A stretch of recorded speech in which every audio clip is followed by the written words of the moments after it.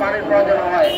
নারীদের যারা নারী শ্রমিকরা যারা লবণ পানিতে চিংড়ি মাছ ধরে তাদের সার্ভাইকাল ক্যান্সার হয়, কেটে দিতে হয়, ফলে দাম্পত্য কলহ হয়ে পরিবার ভেঙে যায়।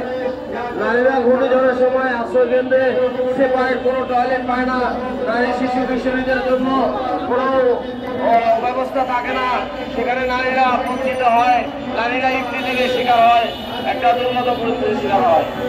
আবার আমরা যদি উত্তরাঞ্চলের দিকে তাকাই, সেখানেও একই অবস্থা। শহরাঞ্চলে দেখা যায় যে নারীদের প্রতি কোনো গুরুত্বই রাখে না।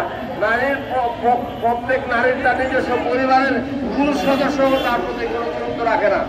এটা হতে পারে না। আমরা আজকে এই অনুষ্ঠানের মাধ্যমে সরকারকে, আপামর সাধারণ জনসাধারণকে যা অনুরোধ জানাতে চাই, নারীরাও মানুষ, নারীদেরকে নারী হিসেবে নয় মানুষ হিসেবে বিবেচনা করুন, নারীদের অধিকার নিশ্চিত করুন, নারী কিশোরী শিশুদের প্রতি যত্নবান হন। আজকে আমরা বলতে চাই, ফসলি জমি নারীদের মাঝে পুনর্বন্টন করা হোক, নারী কৃষকদের মাঝে ফসলি জমি পুনর্বন্টন করা হোক।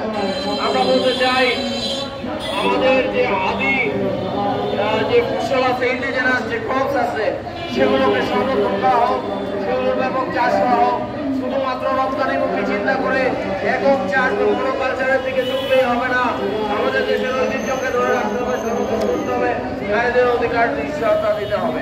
ধন্যবাদ সবাইকে।